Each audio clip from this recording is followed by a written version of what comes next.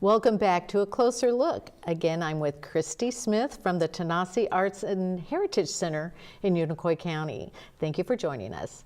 Now, tell me a little bit more about Tanasi.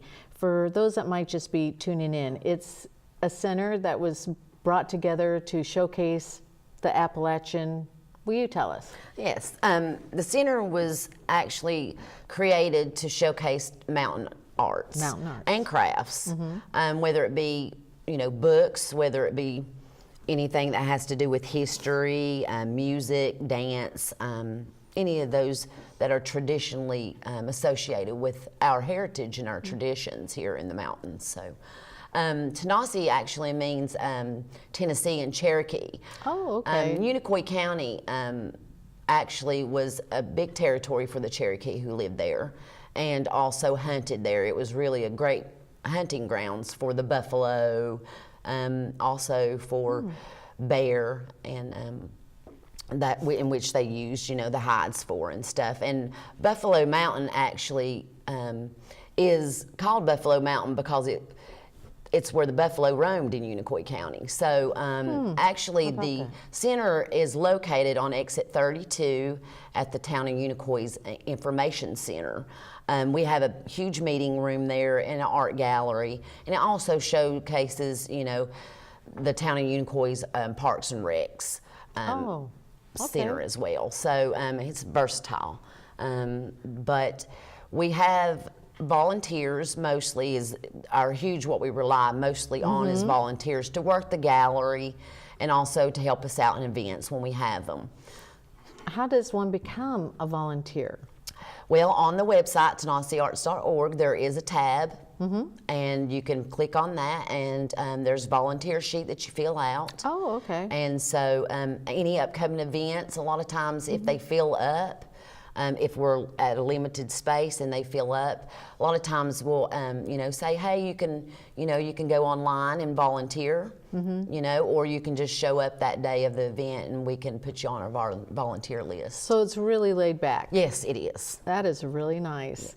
Yes. I'm sure you have a certain amount of volunteers that are there all the time, that just love being there, and so they just volunteer a lot of their time there. Yes. Do you have paid employees there? We only have right now under the grant, we have 2 paid employees. And of course, with the grant as well, we do pay the artists and the people who are taking care and leading the workshop under the grant as well. That's great. Yes. What are your hours at the center?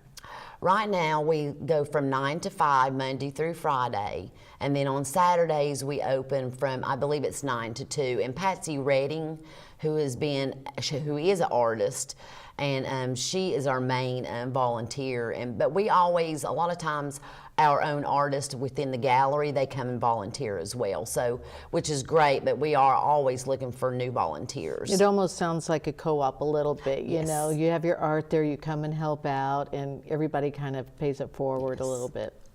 Well, that's neat. Well, tell me a little bit about some of the upcoming events you guys have going on. Yes, of course, February 24th is the storytelling at Unicoi County High School. That sounds like a big event. It is. It's going to be a huge event. It sets 1,000 people, and so I'm really hoping that 1,000 people show up, which would be great. There it is, February 24th, 5 to 8 p.m., Unicoi High School Auditorium, and you can learn more at TanasiArts.org. Okay. And then in the month of March, we will be having Steagle's Pottery, which is a wonderful pottery store downtown in Irwin, and actually they're going to be coming out and teaching you how to make pottery, how to spin pottery. Yes, and so we're going to have that class in the March. It is designated for March the 24th right now, but of course if snow comes, we'll have to change the date on that, but right now is there. And then in the month of April, we're going to have pine weaving baskets, how to make pine weaving baskets. Oh, okay. Yeah. And we'll also have an artist in residence there for the week, who Brittany Smith is a young girl who lives up in Coffee Ridge, around Flag Pond, Tennessee, and she'll be doing wool felting, which is a really neat art. Yes, it's really amazing, some of her. What did you call it? Wool felting. Wool felting. Yes. Oh, that's that really neat look you see people that have hats and things. And Yeah, I wonder how they do that. I'd heard something about you weave it and then you wash it or something. She does. A lot of times she'll do little figurines, and it's just like it's like you get a needle and you're sitting there making the wool get bigger and bigger. Oh. And so it's really neat because you're using that needle to stretch it a little bit. It's not. It's unusual.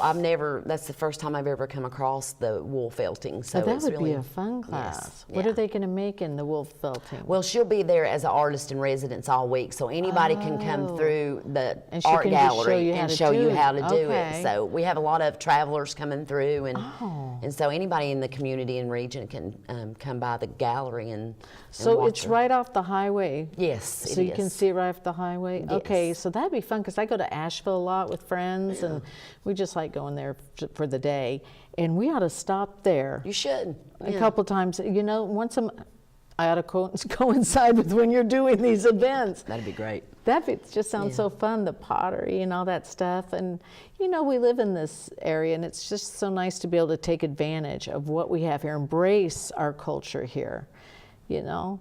And I think it's such a neat culture, the bluegrass and the mountain arts, and to learn more about it so that when people come and visit me, take ownership of that pride and show them some of the arts and things, and maybe bring some of it back. Well, and you know, as Appalachian people, we've always been self-reliant and self-sufficient, and because we've known how to keep those traditions that our ancestors passed down to us, and so, you know, going back to the old ways and making, you know, this is a great opportunity to promote your regional entrepreneurship, you know, to be able to self-sustain as a social economic environment, you know, because we want to keep those traditions alive, but we also want to be able to showcase all the wonderful artists that we have in our region. And we do have a lot. Yes, we do. I've met a lot. I was working at an art gallery for a while here with a friend, and she carried mostly regional art, and I was surprised at how many talented people are in this area.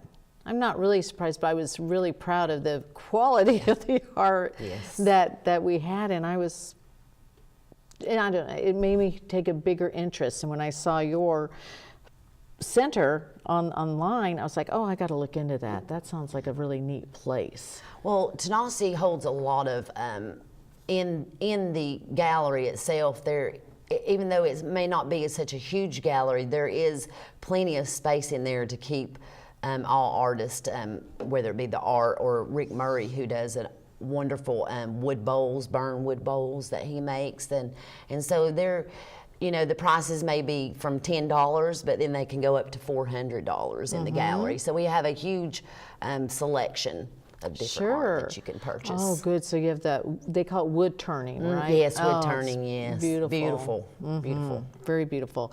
And so you've got, okay, in February you've got, what was it again? Storytelling. Storytelling, and then March pottery, and then April was the felting. Yes, and then the pine weaving baskets. And the pine, is that in May? Or is, That's April as well. oh. Yes, we have because we have to, there's 2 artists in residence during the grant cycle, and so Brittany will be there in March, and then the next gentleman will be probably in June, so.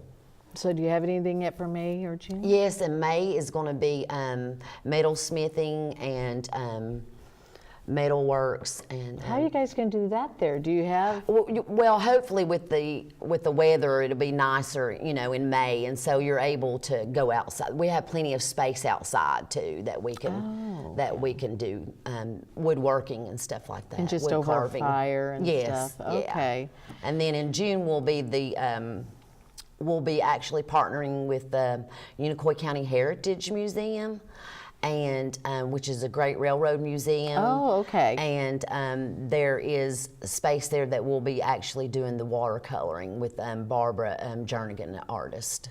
Oh, wow. And then in July we'll be beekeeping, learning how to. Beekeeping. We used to have bees. keep bees, yes. We had bees. We had about 5 hives. Nice. Yeah, we had our own honey and all that stuff. And then just one year, the bees just, you don't know why they die. You know, we had a couple of the hives just get some infected type of with infected, something. Yeah. And then, of course, a lot of times they leave and you got to go bring them back, and.